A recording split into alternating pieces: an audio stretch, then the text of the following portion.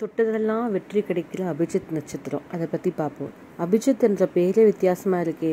அபிஜித் பேரில் ஒரு நட்சத்திரம் முகூர்த்த காலமும் இருக்குது. இது எத்தனை பேருக்கு தெரியும்னு எனக்கு தெரியல.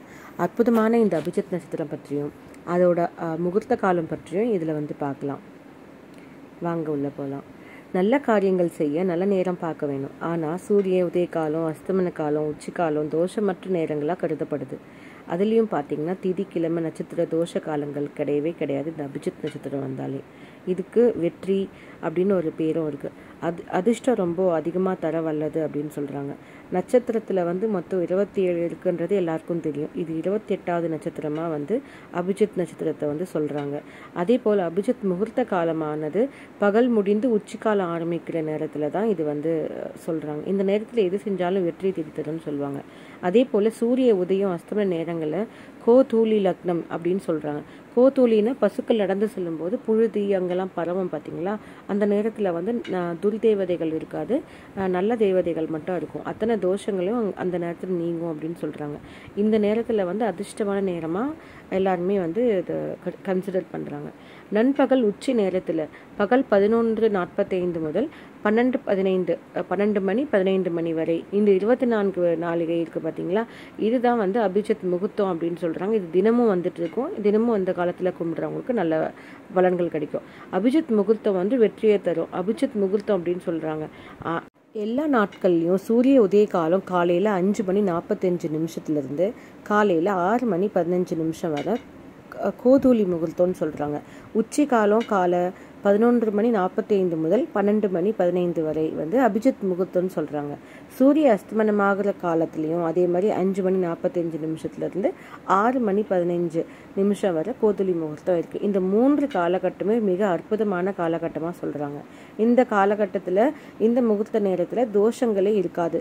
அதாவது பொதுவாக முகூர்த்த காலங்களில் நம்ம நிறைய பார்ப்போம் இல்லை, 4 நட்சத்திரம், திதி, அப்புறம் இந்த யோகம், கரணம், இந்த பஞ்சாங்கத்தில் பார்க்குற எதுக்குமே அந்த மாதிரி விஷயங்கள் எதுவுமே இந்த 3 நேரத்தில் தோஷமே கிடையாது, ஒரு நற்பலனாக கிடைக்குது.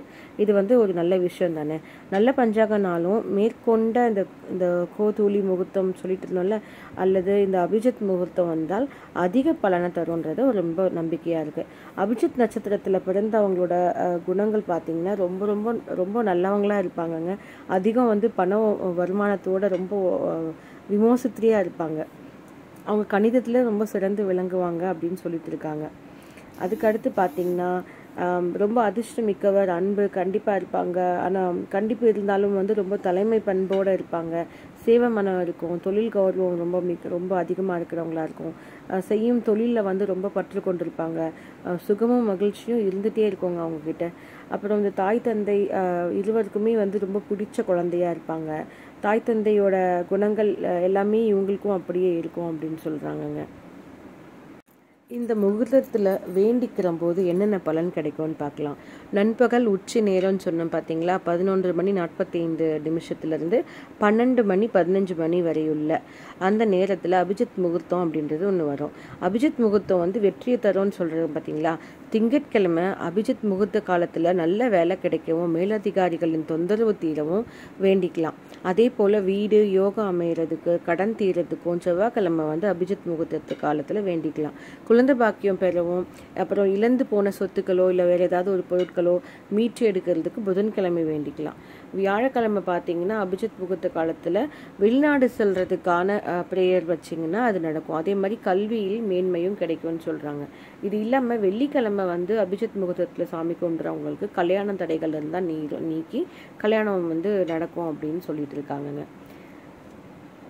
வெள்ளிக்கிழமை வேணும்னா திருமணம் மட்டும் தான் நடக்குமா அப்படின்னும் இல்லை, விரும்பியவரை திருமணம் செய்யணும் அப்படின்னு சொல்லிட்டு வேண்டிக்கிறவங்களுக்கு கட்டாயம் நடக்கும் அப்படின்னு சொல்கிறாங்க.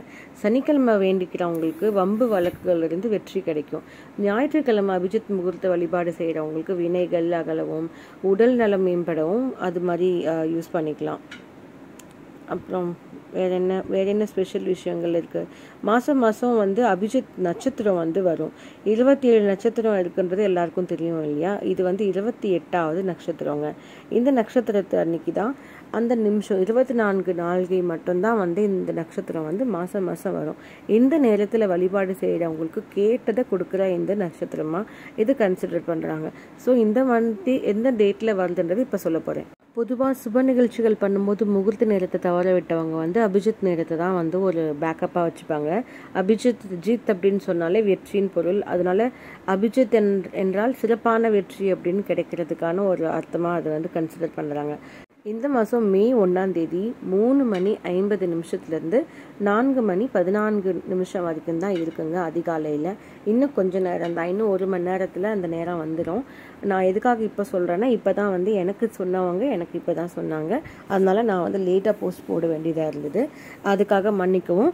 அந்த மாதிரி உங்களால் அந்த டைமில் கும்பிட முடியலன்னா நாளைக்கு மத்தியானம் 12 மணிக்கு நான் சொன்ன டைமுக்கு அதே மாதிரி கும்பிடுங்க. இந்த இடத்துக்கு வந்து பார்த்திங்கன்னா ராமர் பட்டாபிஷேகம் பண்ண அந்த கோயில் திறந்தாங்க பார்த்தீங்களா, பல்ராமுக்கு திறந்தாங்களா, அந்த கோயிலை கூட வந்து இதே அபிஜித் நட்சத்திரத்தில் தான் வந்து மோடிஜி திறந்து வச்சிருக்கிறாருன்னு உங்களுக்கு தெரியுமா? பொதுவாக திருவோண நட்சத்திரத்துக்கு அன்னைக்கு அதிகாலையில் கேள்விக்குரிய மாதிரி ஒரு தோற்றத்துடன் காணப்படுற ஒரு நட்சத்திரம் தான் அபிஜித் நட்சத்திரங்க. இதில் சாதாரண மனுஷங்களால் புரிஞ்சு கொள்ளவே முடியாதுன்னு சொல்லிட்டு இருக்காங்க. இது வரைக்கும் நான் பார்த்ததில்லை.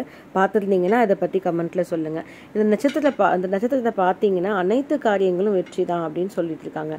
நன்மை படைத்த இறைவனுக்கே சில புராணங்களில் அபிஜித் நட்சத்திரத்தில் வெற்றி தந்ததா வரலாறு இருக்கு. ஏன் இந்த குருஷேத்திர போர் அன்னைக்கு கூட வந்து இந்த நேரத்தில் நீங்கள் ஆரம்பிச்சேன் நல்லா இருக்கும் வந்து ரிஷிகளும் முனிகளும் தேவர்களும் தெய்வங்களும் கூட வந்து இந்த நேரத்தை பயன்படுத்தி வெற்றி கண்டிருக்காங்கன்னு சொல்லியிருக்காங்க. நான் சொன்ன மாதிரி திங்கக்கிழமை பண்ணும்போது வேலை கிடைக்கிறதுக்கும் இந்த மாதிரி எல்லாம் இருக்கும்போது இந்த வெள்ளிக்கிழமை மட்டும் ரொம்ப ஸ்பெஷலாக இருக்கிறது என்னன்னா இந்த கல்யாண முகூர்த்தத்துக்காகங்க. இந்த நேரத்தில் வேண்டிக்கிறவங்களுக்கு யாரை நினைக்கணும், யாரை கல்யாணம் பண்ணிக்கணும்னு நினைக்கிறவங்களோ அது நடக்கும், கை கூடும் அப்படின்னு சொல்லிட்டு இருக்காங்க.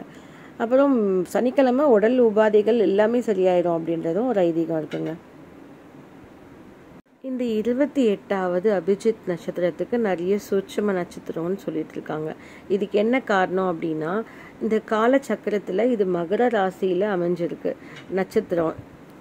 உத்திராடத்துக்கும் திருவோணத்துக்கும் இடையே சூட்சமமாக வரக்கூடியது தான் இந்த தேவதை பிரஜாபதி அப்படின்னு சொல்கிற இந்த ஒரு அபிஜித் நட்சத்திரமாக இருக்குங்க. அதனால தான் நம்ம இந்த நிமிஷத்தில் மட்டும் அத்தனை நொடிகளுக்கு மட்டும் நம்ம வந்து விளக்கேற்றி கும்பிட்றோங்க. இதுக்கும் தெரிஞ்ச மாதிரி மொத்தம் 27 நட்சத்திரம் இருந்தது. ஆனால் முன் வருஷங்களில் ரொம்ப பழைய வருஷங்களுக்கு முன்னாடி 28 நட்சத்திரங்கள் தான் வந்து இருந்தது. முதன்மையான நட்சத்திரமே வந்து அபிஜித் நட்சத்திரமாக தான் இருந்தது. அதற்கப்புறம் பார்த்தீங்கன்னா இந்த நட்சத்திரம் பிரம்ம முகூர்த்தத்திற்கு இணையாக சக்தியான ஒரு நட்சத்திரம்னு சொல்லிட்டு இருக்காங்க. எது செஞ்சாலும் முழு வெற்றி தாங்க. அதே போல் தான் இந்த அபிஜித் நட்சத்திரத்தில் எந்த காரியம் செஞ்சாலும் பரிபூர்ண வெற்றி கிடைக்கும். பிரம்ம முகூர்த்தத்தில் செய்கிற மாதிரி அந்த இது இருக்குது. ஜூலியன் கேலண்டர்கள்லாம் வர்றதுக்கு முன்னாடி வந்து அபிஜித் நட்சத்திர முகூர்த்தம் வந்து குறியீடுகள் மூலம் குறியிடப்பட்டிருக்கிறது. ஆனால் அதுக்கப்புறம் பார்த்தீங்கன்னா இந்த கேலண்டர்லாம் வந்ததுக்கப்புறம் நம்ம 27 நட்சத்திரமாக வந்து நம்ம சுருக்கிக்கிட்டோம். அக்கால ரிஷி முனிகள் எல்லாம் பார்த்தீங்கன்னா இந்த நட்சத்திரத்து காரியங்களை தொடங்கி வெற்றி கண்டுள்ளனர்.